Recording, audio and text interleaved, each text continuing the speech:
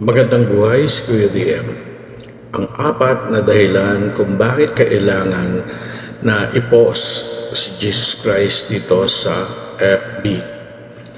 Unang-una, ang katotohanan na ang langit at ang impyerno ay totoo at dalawa lang naman ang pupuntahan ng tao, kundi langit ay impyerno. Pangalawa, sa bawat kaibigan natin o kasambahay, kasama sa buhay, dapat maunawaan nila na dalawa ang pupuntahan, kundi langit o impyerno.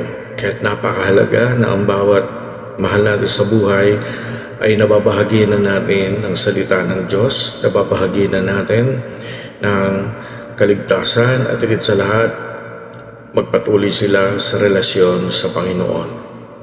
Ang pangatlo, Jesus is the only way to heaven. He is the way, the truth, and the life. No one comes to the Father except by me, sabi ni Jesus Christ. Ang dahilan, wala nang ibang reason na makapagsasabi na sila'y pupunta sa langit through other person. Ang sabi ng Bible, si Jesus Christ lang at wala nang iba.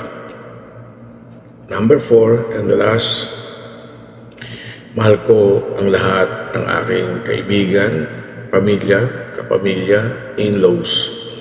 Subalit, ayaw ko rin na mapunta sila sa impyerno. Kaya ang kinakailangan, kung loloobin ng Lord, bigyan tayo ng lakas. Magmula ngayon, ipanalangin natin sila na sila ay ating mabahagi na ng mga pieces of words of God. Kung hindi man, ay personal tayo na magbahagi sa kanila ng ebanghelyo ng kaligtasan, sapagkat sila ay ating pananagutan sa Panginoon. To God be the glory and God bless.